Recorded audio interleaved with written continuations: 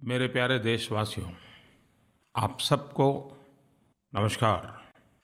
छुट्टियों में कई कार्यक्रम हर कोई बनाता है और छुट्टियों में आम की सीज़न होती है तो ये भी मन करता है कि आम का मज़ा लें और कभी ये भी मन करता है कि कुछ पल दोपहर को सोने का मौका मिल जाए तो अच्छा होगा। लेकिन इस बार की भयंकर गर्मी ने चारों तरफ सारा मज़ा किरकिरा कर दिया है। देश में चिंता होना बहुत स्वाभाविक है और उसमें भी जब लगातार सूखा पड़ता है तो पानी संग्रह के जो स्थान होते हैं वो भी कम पड़ जाते हैं। कभी कभार एंक्रोचमेंट के कारण, सिल्टिंग के कारण, पानी आने के जो प्रवाह है उसमें रुकावटों के कारण जलाशय भी अपनी क्षमता से काफ़ी कम पानी संग्रहित करते हैं और सालों के क्रम के कारण उसकी संग्रह क्षमता भी कम हो जाती है। सूखे को निपटने के लिए, पानी के संकट से राहत के लिए सरकारें अपना प्रयास करें वो तो है, लेकिन मैंने देखा है कि नागरिक भी बहुत ही अच्छे प्रयास करते हैं। कई गांवों में जागरूकता देखी जाती है और पानी का मूल्य क्या है वो तो वही जानते हैं जिन्होंने पानी की तकलीफ झेली है। और इसलिए ऐसे जगह पे पानी के संबंध में एक संवेदनशीलता भी होती है और कुछ न कुछ करने की सक्रियता भी होती है। मुझे कुछ दिन पहले कोई बता रहा था कि महाराष्ट्र के अहमदनगर जिले के हिवरे बाजार ग्राम पंचायत और वहाँ के गांव वालों ने पानी को गांव का एक बहुत बड़ा संवेदनशील इशू के रूप में एड्रेस किया। जल संचय करने की इच्छा करने वाले तो कई गांव मिल जाते हैं, लेकिन इन्होंने तो किसानों के साथ बातचीत करके पूरी क्रॉपिंग पैटर्न बदल दी। ऐसी फसल जो सबसे ज़्यादा पानी उपयोग करती थी, चाहे गन्ना हो, केला हो, ऐसी फसलों को छोड़ने का निर्णय कर दिया। सुनने में बात बहुत सरल लगती है, लेकिन इतनी सरल नहीं है। सबने मिलकर के कितना बड़ा संकल्प किया होगा। किसी कारखाना वाला पानी का उपयोग करता हो, कहोगे तुम कारखाना बंद करो क्योंकि पानी ज़्यादा लेते हो, तो क्या परिणाम आएगा आप जानते हैं। लेकिन ये मेरे किसान भाई देखिए, उनको लगा कि भाई गन्ना बहुत पानी लेता है तो गन्ना छोड़ो, उन्होंने छोड़ दिया और पूरा उन्होंने फ्रूट और वेजिटेबल जिसमें कम से कम पानी की ज़रूरत पड़ती है ऐसी फसलों पर चले गए। उन्होंने स्प्रिंकलर, ड्रिप इरिगेशन, टपक सिंचाई, वाटर हार्वेस्टिंग, वाटर रिचार्जिंग, इतने सारे इनिशिएटिव लिए कि आज गांव पानी के संकट के सामने जूझने के लिए अपनी ताकत पर खड़ा हो गया। ठीक, मैं एक छोटे से गांव हिवरे बाजार की चर्चा भले करता हूं, लेकिन ऐसे कई गांव होंगे। मैं ऐसी सभी गांव वासियों को भी बहुत बहुत बधाई देता हूं कि आपके इस उत्तम काम के लिए। मुझे किसी ने बताया कि मध्य प्रदेश में देवास जिले में गोरवा गांव पंचायत ने प्रयत्न करके फार्म पॉन्ड बनाने का अभियान चलाया। करीब 27 फार्म पॉन्ड्स बनाए और उसके कारण ग्राउंड वाटर लेवल में बढ़ोतरी हुई, पानी ऊपर आया। जब भी पानी की ज़रूरत पड़ी फसल को, पानी मिला और वो मोटा मोटा हिसाब बताते थे, करीब उनकी कृषि उत्पादन में 20% वृद्धि हुई। तो पानी तो बचा ही बचा, और जब पानी का वाटर टेबल ऊपर आता है तो पानी की क्वालिटी में भी बहुत सुधार होता है। और दुनिया में ऐसा कहते हैं, शुद्ध पीने का पानी जीडीपी ग्रोथ का कारण बन जाता है। स्वास्थ्य का तो बनता ही बनता है। कभी कभार तो लगता है कि जब भारत सरकार रेलवे से पानी लातूर पहुंचाती है तो दुनिया के लिए वो एक खबर बन जाती है। ये बात सही है कि जिस तेजी से रेलवे ने काम किया वो बधाई के पात्र तो है, लेकिन वो गांव वाले भी उतने ही बधाई के पात्र हैं। मैं तो कहूँगा उससे भी ज़्यादा बधाई के पात्र हैं। लेकिन ऐसी अनेक योजनाएं नागरिकों के द्वारा चलते हैं, वो कभी सामने नहीं आते हैं।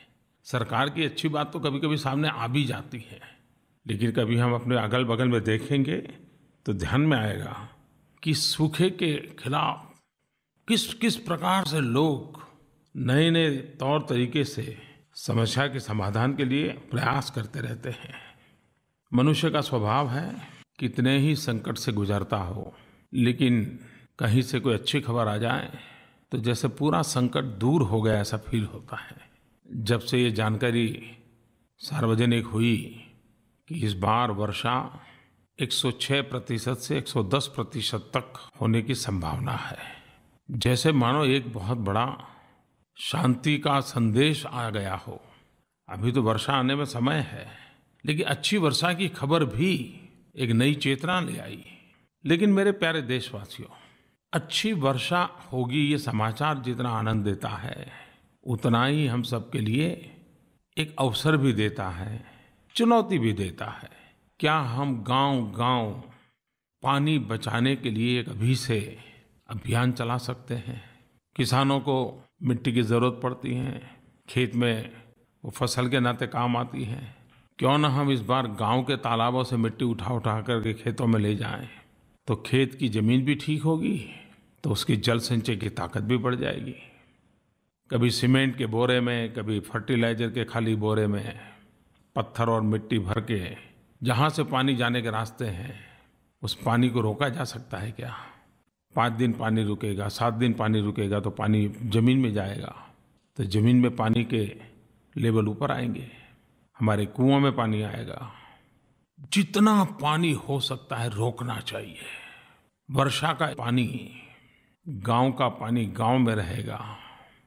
ये अगर हम संकल्प करके कुछ न कुछ करें, और ये सामूहिक प्रयत्नों से संभव है, तो आज भले पानी का संकट है, सूखे की स्थिति है, लेकिन आने वाला महीना 1.5 महीने का हमारे पास समय है।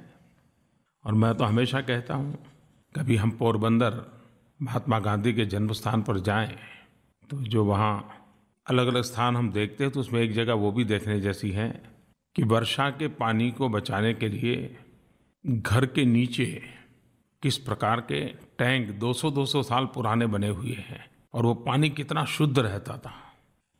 कोई श्रीमान कुमार कृष्णा, उन्होंने माईगॉव पर लिखा है और एक प्रकार से जिज्ञासा भी व्यक्त की है। वो कहते हैं कि हमारे रहते हुए कभी गंगा सफाई का अभियान संभव होगा क्या? उनकी चिंता बहुत स्वाभाविक है, क्योंकि करीब करीब 30 साल से काम चल रहा है। कई सरकारें आई, कई योजनाएं बनी, ढेर सारा खर्चा भी हुआ, और इसके कारण भाई कुमार कृष्णा जैसे देश के करोड़ों लोगों के मन में ये सवाल होना बहुत स्वाभाविक है। जो लोग धार्मिक आस्था में रहते हैं उनके लिए गंगा मोक्षदायिनी है, लेकिन मैं उस महात्म्य को तो स्वीकार करूंगा ही, पर इससे ज़्यादा मुझे लगता है कि गंगा ये जीवनदायिनी है। गंगा से हमें रोटी मिलती है, गंगा से हमें रोजी मिलती है, गंगा से हमें जीने की एक नई ताकत मिलती है। गंगा जैसे बहती है, देश की आर्थिक गतिविधि को भी एक नई गति देती है। एक भागीरथ ने गंगा तो हमें ला करके दे दी, लेकिन बचाने के लिए करोड़ों करोड़ों भागीरथों की जरूरत है।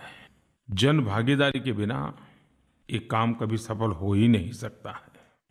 और इसलिए हम सब ने सफाई के लिए, स्वच्छता के लिए एक चेंज एजेंट बनना पड़ेगा।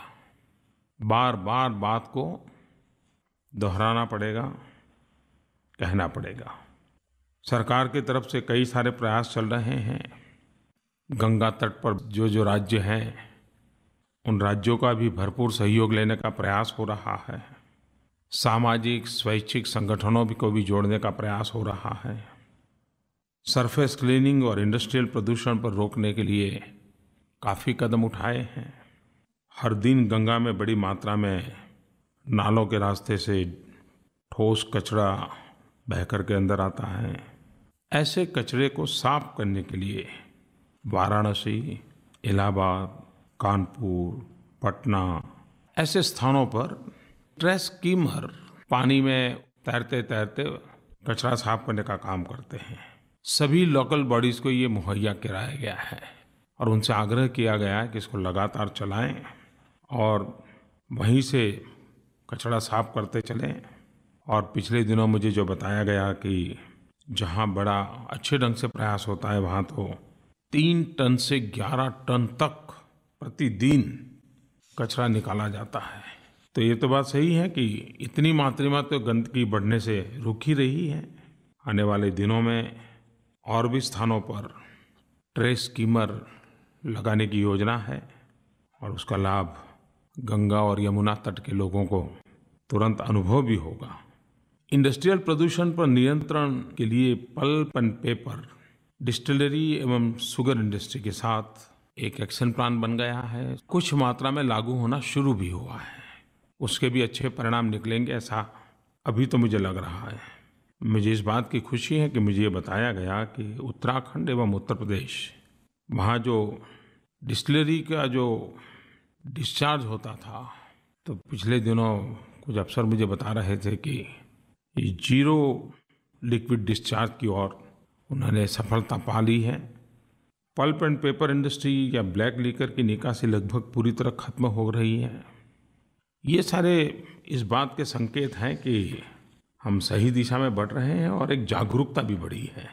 और मैंने देखा है कि सिर्फ गंगा के तट के नहीं, दूर सुदूर दक्षिण का भी कोई व्यक्ति मिलता है तो जरूर कहता है कि साहब गंगा सफाई तो होगी ना। तो यही एक जो जन सामान्य की आस्था है वो गंगा सफाई में जरूर सफलता दिलाएगी। गंगा स्वच्छता के लिए लोग डोनेशन भी दे रहे हैं। एक काफ़ी अच्छे ढंग से इस व्यवस्था को चलाया जा रहा है। मेरे प्यारे देशवासियों, आज 24 अप्रैल है। भारत में इसे पंचायती राज दिवस के रूप में मनाया जाता है। आज ही के दिन पंचायती राज व्यवस्था का हमारे देश में आरंभ हुआ था। आज धीरे धीरे पूरे देश में पंचायती राज व्यवस्था हमारी लोकतांत्रिक राज व्यवस्था की एक महत्वपूर्ण इकाई के रूप में सफलतापूर्वक कार्य कर रहा है। 14 अप्रैल बाबा साहब आम्बेडकर की 125वीं जयंती हम मना रहे थे और आज 24 अप्रैल पंचायती राज दिवस मना रहे हैं। ये ऐसा सुभग संयोग था जिस महापुरुष ने हमें भारत का संविधान दिया, उस दिन से लेकर के 24 तारीख जो कि संविधान की सबसे बड़ी मजबूत कड़ी है वो हमारा गांव, दोनों को जोड़ने की प्रेरणा। और इसलिए भारत सरकार ने राज्य सरकारों के सहयोग के साथ 14 अप्रैल से 24 अप्रैल 10 दिन ग्रामोदय से भारतोदय अभियान चलाया। ये मेरा सौभाग्य था कि 14 अप्रैल को बाबा साहब आम्बेडकर जी के जन्मदिन मुझे बाबा साहब आम्बेडकर का जन्म स्थान मऊ, वहाँ जाने का अवसर मिला, उस पवित्र धरती को नमन करने का अवसर मिला।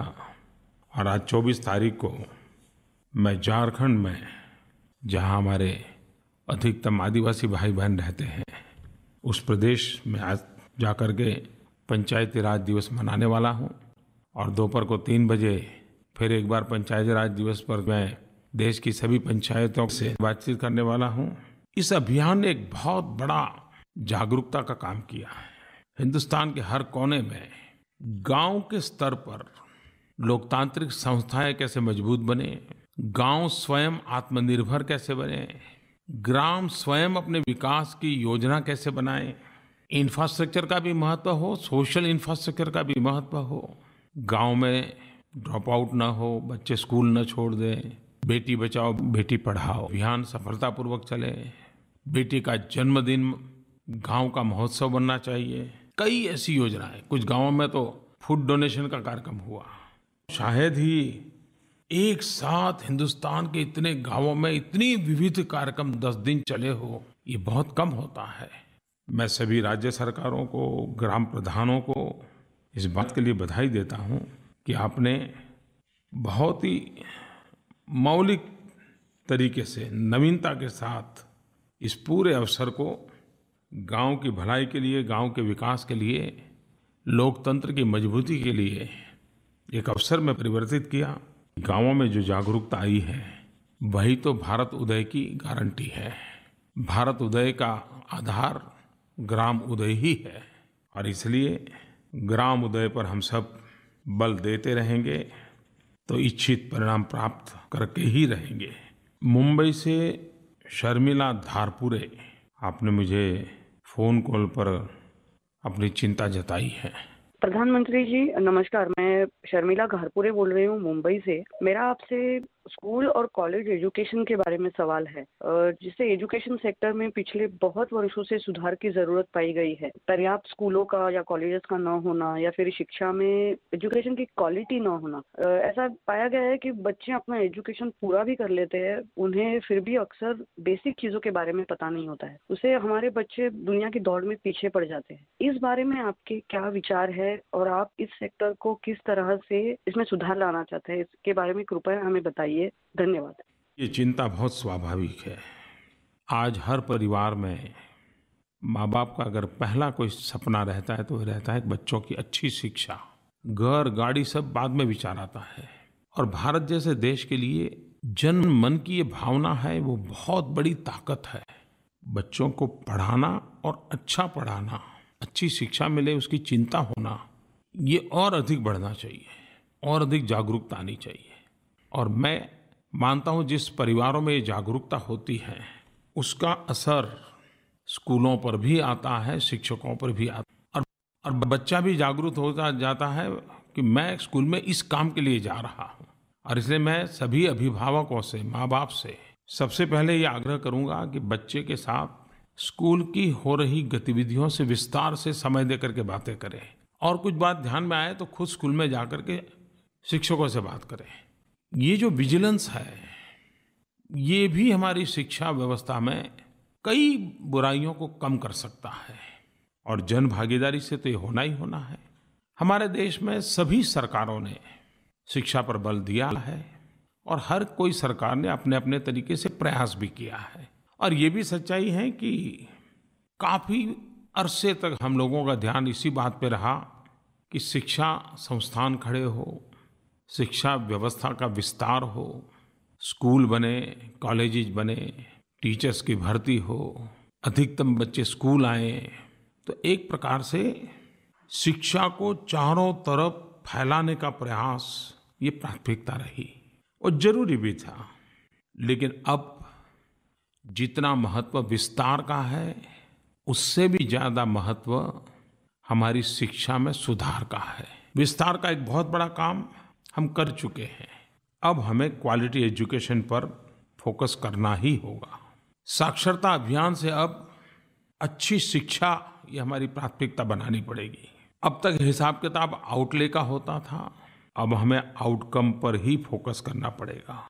अब तक स्कूल में कितने आए उस पर बल था, अब स्कूलिंग से ज़्यादा लर्निंग की ओर हमें बल देना होगा। एनरोलमेंट एनरोलमेंट एनरोलमेंट ये मंत्र लगातार गूंजता रहा। लेकिन अब जो बच्चे स्कूल में पहुंचे हैं उनको अच्छी शिक्षा, योग्य शिक्षा, इसी पर हमने ध्यान केंद्रित करना होगा। वर्तमान सरकार का बजट भी आपने देखा होगा, अच्छी शिक्षा पर बल देने का प्रयास हो रहा है। ये बात सही है कि बहुत बड़ी लंबी सफ़र काटनी है, लेकिन अगर हम 125 करोड़ देशवासी तय करें तो लंबी सफ़र भी कट सकती है। लेकिन शर्मिला जी की बात सही है कि हमें आमूलचूल सुधार लाने की ज़रूरत है। इस बार बजट में आपने देखा होगा एक लीक से हट करके काम किया गया है। बजट के अंदर 10 सरकारी यूनिवर्सिटी और 10 प्राइवेट यूनिवर्सिटी, उनको सरकारी बंधनों से मुक्ति देने का और चैलेंज रूट पर उनको आने के लिए कहा है कि आइए आप टॉप मोस्ट यूनिवर्सिटी बनने के लिए क्या करना चाहते हैं बताइए। उनको खुली छूट देने के इरादे से योजना रखी गई है। भारत की यूनिवर्सिटी भी वैश्विक स्पर्धा करने वाली यूनिवर्सिटी बन सकती है, बनानी भी चाहिए। इसके साथ साथ जितना महत्व शिक्षा का है उतना ही महत्व स्किल का है। उसी प्रकार से शिक्षा में टेक्नोलॉजी बहुत बड़ा रोल प्ले करेगी। लॉन्ग डिस्टेंस एजुकेशन, टेक्नोलॉजी, ये हमारे शिक्षा को सरल भी बनाएगी और ये बहुत ही निकट भविष्य में इसके परिणाम नज़र आएंगे, ऐसा मुझे विश्वास है।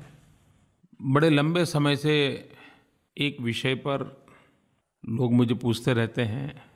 कुछ लोग वेब पोर्टल माईगॉव पर लिखते हैं, कुछ लोग मुझे नरेंद्र मोदी ऐप पर लिखते हैं और ज़्यादातर ये नौजवान लिखते हैं। प्रधानमंत्री जी नमस्कार। मैं मोना कर्णवाल बोल रही हूँ बिजनौर से। आज के ज़माने में युवाओं के लिए पढ़ाई के साथ साथ स्पोर्ट्स का भी बहुत महत्व है। उनमें टीम स्पिरिट की भावना भी होनी चाहिए और अच्छे लीडर होने के गुण भी होने चाहिए, जिससे कि उनका ओवरऑल होलिस्टिक डेवलपमेंट हो। ये मैं अपने एक्सपीरियंस से कह रही हूँ, क्योंकि मैं खुद भी भारत स्काउट्स एंड गाइड्स में रह चुकी हूँ और इसका मेरे जीवन में बहुत ही अच्छा प्रभाव पड़ा। मैं चाहती हूँ कि आप ज्यादा से ज्यादा युवाओं को मोटिवेट करें। मैं चाहती हूँ कि सरकार भी ज्यादा से ज्यादा एनसीसी, एनएसएस और भारत स्काउट्स एंड गाइड्स को प्रमोट करे। आप लोग मुझे इतने सुझाव भेजते रहते थे, तो एक दिन मुझे भी करने लगेगा भी मैं आप लोगों से बात करूं, उसके पहले एक बार मैं इन सब से बातचीत करूं। तो आप ही लोगों का दबाव था, आप ही लोगों के सुझाव थे, उसका परिणाम ये हुआ कि मैंने ऐसी कभी मीटिंग बुलाई जिसमें एनसीसी के मुखिया थे, एनएसएस के थे, स्काउट एंड गाइड के थे, रेड क्रॉस के थे, नेहरू युवा केंद्र के थे। और जब मैंने उनको पूछा कि पहले कब मिले, तो उन्होंने कहा नहीं भाई, हम तो देश आज़ाद होने के बाद इस प्रकार की मीटिंग ये पहली हुई है। तो मैं सबसे पहले तो उन युवा मित्रों का अभिनंदन करता हूं कि जिन्होंने मुझ पर दबाव डाला इन सारे कामों के संबंध में, और उसी का परिणाम है कि मैंने मीटिंग की और मुझे लगा कि अच्छा हुआ कि मैं मिला। बहुत कोऑर्डिनेशन की आवश्यकता लगी मुझे। अपने अपने तरीके से बहुत कुछ हो रहा है, लेकिन अगर सामूहिक रूप से, संगठित रूप से हमारे भिन्न भिन्न प्रकार के संगठन काम करें तो कितना बड़ा परिणाम दे सकते हैं और कितने बड़ा फैलाव है उनका, कितने परिवारों तक ये पहुंचे हुए हैं। तो मुझे इनका व्याप देख करके तो बड़ा ही समाधान हुआ और उनका उमंग भी बहुत था, कुछ न कुछ करना था। और ये तो बात सही है। तो मैं तो स्वयं ही एनसीसी का कैडेट रहा हूँ, तो मुझे मालूम है कि ऐसे संगठनों से एक नई दृष्टि मिलती है, प्रेरणा मिलती है, एक राष्ट्रीय दृष्टिकोण पनपता है। तो मुझे तो बचपन में वो लाभ मिला ही मिला है और मैं भी मानता हूँ कि इन संगठनों में एक नया प्राण भरना चाहिए, नई ताकत भरनी चाहिए।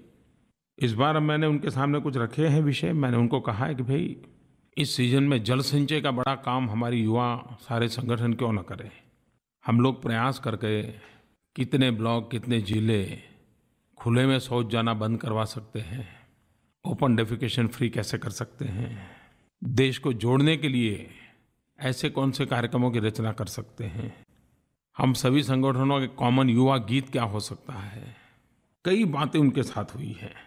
मैं आज आपसे भी आग्रह करता हूँ, आप भी मुझे बताइए, बहुत परफेक्ट सुझाव बताइए कि हमारे अनेक अनेक युवा संगठन चलते हैं, उनके कार्यशैली, कार्यक्रम में क्या नई चीज़ें जोड़ सकते हैं।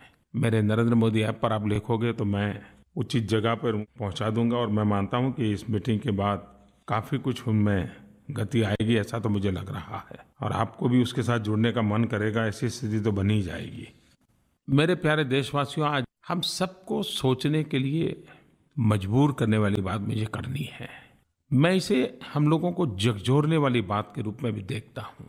आपने देखा होगा कि हमारे देश की राजनीतिक अवस्था ऐसी है कि पिछले कई चुनावों में इस बात की चर्चा हुआ करती थी कि कौन पार्टी कितने गैस के सिलेंडर देगी, 12 सिलेंडर कि 9 सिलेंडर। ये चुनाव का बड़ा मुद्दा हुआ करता था और हर राजनीतिक दल को लगता था कि मध्यम वर्गीय समाज को चुनाव की दृष्टि से पहुंचना है तो गैस सिलेंडर एक बहुत बड़ा इशू है। दूसरी तरफ अर्थशास्त्रियों का दबाव रहता था कि सब्सिडी कम करो, और उसके कारण कई कमेटियां बैठती थी जिसमें गैस की सब्सिडी कम करने पर बहुत बड़े प्रस्ताव आते थे, सुझाव आते थे। इन कमेटियों के पीछे करोड़ों रुपए के खर्च होते थे, लेकिन बात वहीं की वहीं रह जाती थी। ये अनुभव सबका है, लेकिन इसके बाहर कभी सोचा नहीं गया। आज मेरे देशवासियों, आप सबको मेरा हिसाब देते हुए मुझे आनंद होता है कि मैंने एक तीसरा रास्ता चुना, और वो रास्ता था जनता जनार्दन पर भरोसा करने का। कभी कभी हम राजनेताओं को भी अपने से ज्यादा अपनों पर भरोसा करना चाहिए। मैंने जनता जनार्दन पर भरोसा करके ऐसे ही बातों बातों में कहा था कि अगर आप साल भर के 1500-2000 रुपया खर्च का बोझ सहन कर सकते हैं तो आप गैस सब्सिडी क्यों नहीं छोड़ देते, किसी गरीब के काम आएगी। ऐसे ही मैंने बात कही थी, लेकिन आज मैं बड़े गर्व के साथ कह सकता हूं, मुझे नाज हो रहा है मेरे देशवासियों पर। 1 करोड़ परिवारों ने स्वेच्छा से अपनी गैस सब्सिडी सरेंडर कर दी। और ये 1 करोड़ परिवार अमीर नहीं है। मैं देख रहा हूँ कोई रिटायर्ड टीचर, रिटायर्ड क्लार्क, कोई किसान, कोई छोटा सा दुकान चलाने वाला, ऐसे मध्यम वर्ग, निम्न मध्यम वर्ग के परिवार हैं जिन्होंने छोड़ा। दूसरी विशेषता देखिए कि सब्सिडी छोड़ने के लिए मोबाइल फोन की ऐप से कर सकते थे, ऑनलाइन कर सकते थे, टेलीफोन पर मिस कॉल करके कर सकते थे, बहुत तरीके थे। लेकिन हिसाब लगाया गया तो पता चला कि इन 1 करोड़ परिवारों में 80% से ज़्यादा लोग वो थे कि जो स्वयं डिस्ट्रीब्यूटर के यहाँ खुद गए, कतार में खड़े रहे और लिखित में दे करके उन्होंने अपनी सब्सिडी सरेंडर कर दी। मेरे प्यारे देशवासियों, ये छोटी बात नहीं है। सरकार अगर कोई एक टैक्स में थोड़ी सी भी रियायत दे दे, छूट दे दे, तो हफ्ते भर टीवी और अखबारों में उस सरकार की वाहवाही सुनाई देती है।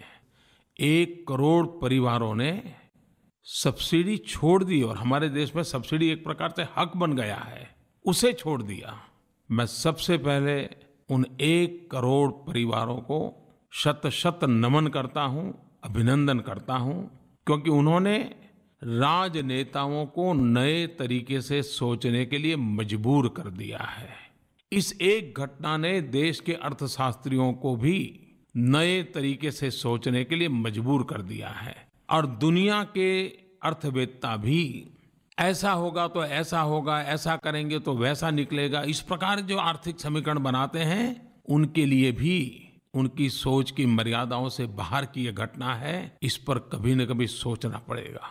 1 करोड़ परिवारों का सब्सिडी छोड़ना, बदले में करोड़ों गरीब परिवारों को गैस सिलेंडर मिलना, 1 करोड़ परिवारों का सब्सिडी छोड़ने से रुपयों का बचत होना, ये मेरे दृष्टि से बहुत सामान्य बातें हैं। और सामान्य बात यह है कि जनता पर भरोसा रख करके काम करें तो कितनी बड़ी सिद्धि मिलती है।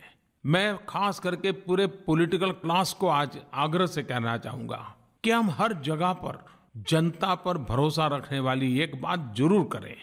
आपने कभी सोचा नहीं होगा वैसा परिणाम हमें मिलेगा और हमें इस दिशा में जाना चाहिए। और मुझे तो लगातार लगता है कि जैसे मेरे मन में आया कि ये वर्ग 3 और 4 के इंटरव्यू क्यों करे भाई? जो अपना एग्जाम देकर के मार्क्स भेज रहा है उस पर भरोसा करें। कभी तो मुझे ऐसा भी लगता है कि हम कभी घोषित करें कि आज रेलवे की वो जो रूट है उसमें कोई टिकट चेकर नहीं रहेगा। देखिए तो देश की जनता पर हम भरोसा करें। बहुत सारे प्रयोग कर सकते हैं। एक बार देश की जनता पर हम भरोसा करें तो अप्रतिम परिणाम मिल सकते हैं।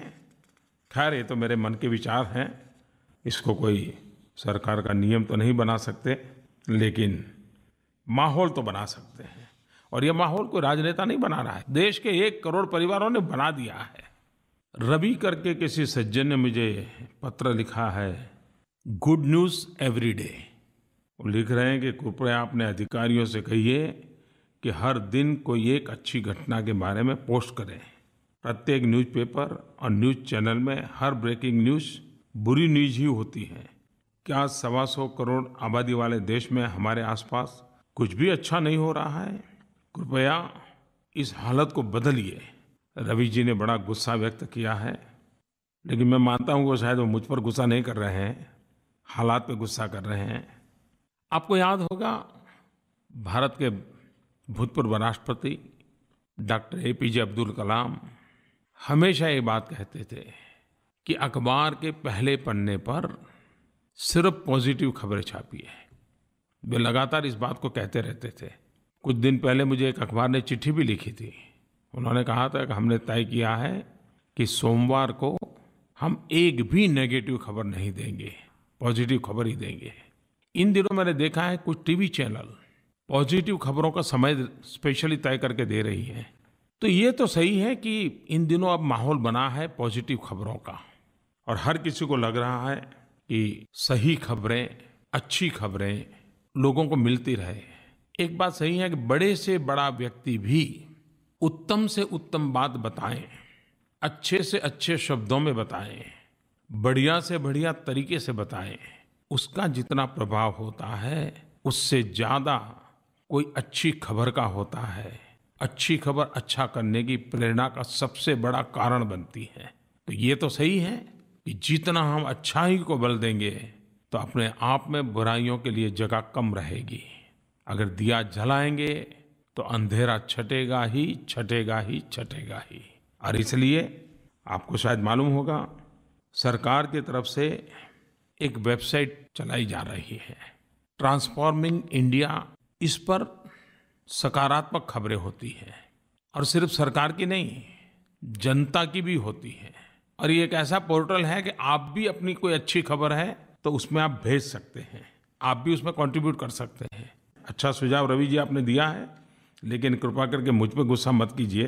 हम सब मिलकर के पॉजिटिव करने का प्रयास करें, पॉजिटिव बोलने का प्रयास करें, पॉजिटिव पहुंचाने का प्रयास करें। हमारा देश की विशेषता है कुंभ मेला। कुंभ मेला टूरिज्म के आकर्षण का भी केंद्र बन सकता है।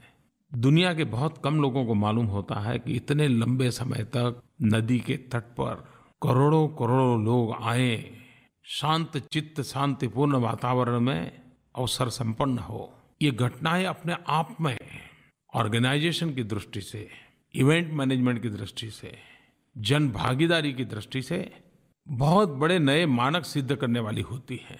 पिछले 2 दिन से मैं देख रहा हूं कि कई लोग सिंहस्थ कुंभ की तस्वीरें अपलोड कर रहे हैं। मैं चाहूंगा कि भारत सरकार का टूरिज्म डिपार्टमेंट, राज्य सरकार का टूरिज्म डिपार्टमेंट इसकी कंपटीशन करे, फोटो कंपटीशन, और लोगों को कहें कि बढ़िया से बढ़िया फोटो निकाल करके आप अपलोड कीजिए। कैसा एकदम से माहौल बन जाएगा और लोगों को पता चलेगा कि कुंभ मेले के हर कोने में कितनी विविधताओं से भरी हुई चीजें चल रही हैं। तो जरूर इसको किया जा सकता है। लेकिन ये बात सही है, मुझे बीच में मध्य प्रदेश के मुख्यमंत्री जी मिले थे, वो बता रहे थे कि हमने स्वच्छता पर विशेष बल दिया है और स्वच्छता वहीं रहे ऐसा नहीं, वहाँ से लोग स्वच्छता का संदेश भी लेके जाएं। मैं मानता हूँ ये कुंभ मेला भले धार्मिक आध्यात्मिक मेला हो, लेकिन हम उसको एक सामाजिक अवसर भी बना सकते हैं, संस्कार का अवसर भी बना सकते हैं। वहाँ से अच्छे संकल्प, अच्छी आदतें लेकर के गांव-गांव पहुँचाने का एक कारण भी बन सकता है। हम कुंभ मेले से पानी के प्रति प्यार कैसे बढ़े, जल के प्रति आस्था कैसे बढ़े, जल संचय का संदेश देने में कैसे इस कुंभ मेले का भी उपयोग कर सकते हैं, हमने करना चाहिए। मेरे प्यारे देशवासियों, पंचायत राज के इस महत्वपूर्ण दिवस पर शाम को तो मैं आपको फिर से एक बार मिलूंगा ही मिलूंगा। आप सबका बहुत बहुत धन्यवाद।